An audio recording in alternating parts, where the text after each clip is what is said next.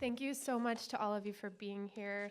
Thank you so much to Kate for that incredibly warm and generous introduction and your kind words about my book.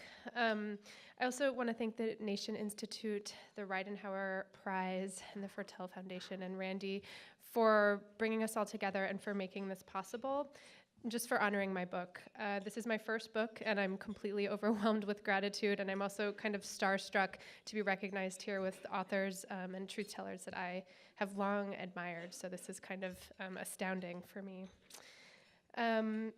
Almost exactly 4 years ago, I began working on the initial proposal for this book. I'd been reporting on unaccompanied minors who are young people, and mostly from Central America, who cross into our country without papers or their parents. And I'd been reporting on that for several years. There'd been a rapid increase in this number, as we all know now. At the time, no one was really writing about it, though. This was before 2014. In addition to my work as a writer, I work at a public school in Oakland, California, where I oversee support services for students and families.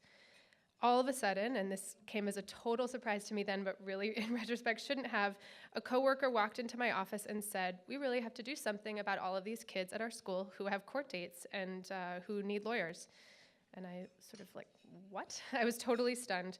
It turned out that while I'd been reporting on this issue all around the country, a number of these kids had ended up at my school. At that point, out of a school of 400, there were 60 unaccompanied minors. Today, we have 137 at the school. So this crisis was happening right at my doorstep as well, which again, looking back, is not surprising. My work as a writer and as an educator suddenly converged. So later in 2014, a couple months after these students, we sort of realized all these students were at my school, this issue hit the airwaves, and then as these things happen, it suddenly disappeared. And I said this last night, but funnily enough, I had this idea for a book, but my biggest fear was that by the time my book was actually published, unaccompanied minors and issues of youth migration would feel like yesterday's news, and no one would be talking or caring about young migrants in the national media. Wow, couldn't have been more wrong about that, unfortunately. Today, migration is being weaponized, and not just here in our country, but all over the globe. That is troubling and something we need to be paying attention to. I'm so honored and grateful to have had the opportunity to work on this book and to do my part to truth tell about something that I came to know about. I also learned that in the process of writing this book, that the notion of authorial brilliance is a total sham. Don't believe the hype. Books are written in partnership, and while the authors get credit for the finished product, so many other people contribute along the way. My amazing editor, Megan Hauser, can she stand up? She's here. I don't know where she is. Where is she? She's right there. She completely made this book happen and made it come true. And of course, she's just such an amazing, loving editor and so brilliant. And also the Flores family, who I wrote about, they were really the partners in writing this book, and they are incredibly courageous and brave for allowing themselves to be written about. The awards we're here to celebrate today are about truth-telling, courage, and in the spirit of the work and life of the great Ron Ridenhour. We often tend to think about courage and truth-telling as most relevant and most important during moments of crisis. And it certainly feels like we're in several intersecting, overlapping moments of crisis today. People mobilize around crisis: an environmental disaster that goes systemically ignored, a repressive government regime taking action against young people, a national reckoning of sexual abuse and harassment, or a reckless leader voted into power. These things wake us up and call us into action. But I've sort of learned, mostly through the young people I work with, that we have to be careful not to be like Barracuda, drawn to the shiny, glinting thing of the moment, and then once the other next blinding crisis emerged, to kind of forget what came before and follow that. I think the real courage is about seeing not just the great glaring injustice of crises, but the pernicious injustices of the everyday.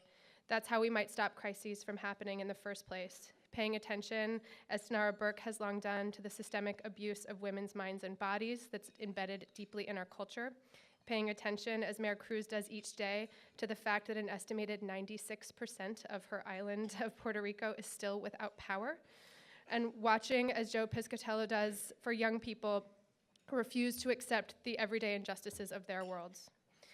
Like I said, the young men I write about in this book are tremendously courageous. At the age of 17, they were forced out of their home. They got to the United States with no lawyer, no money, no English, no home, no parents, no sense of what would happen to them, and they kept at it every single day in spite of all of these injustices and bearing them. It's easy to talk about what's happening now in El Salvador as a crisis, because it is one, but crisis makes it sound sudden and unpredictable, like an earthquake or a storm. But today's crisis in El Salvador is a direct outgrowth of the crisis in the 80s during the Civil War and all the horrors that happened during that time and that the US government happened to fund and support. So it was so easy for so many of us after the peacekeeping efforts that happened to sort of ignore El Salvador and to stop paying attention because it was no longer a crisis. But if more of us had been paying attention in the decades that followed the Civil War to the daily injustices and suffering, the poverty, the corruption, the environmental catastrophes, unemployment, family cleavings, community trauma, most people bore these quietly every day and invisibly to the rest of the world. And if we'd been paying attention, today's gang crisis might not have happened. I wish I'd been paying more attention during that time, and this prize and my fellow winners inspire me to do that in the future. Thank you so much.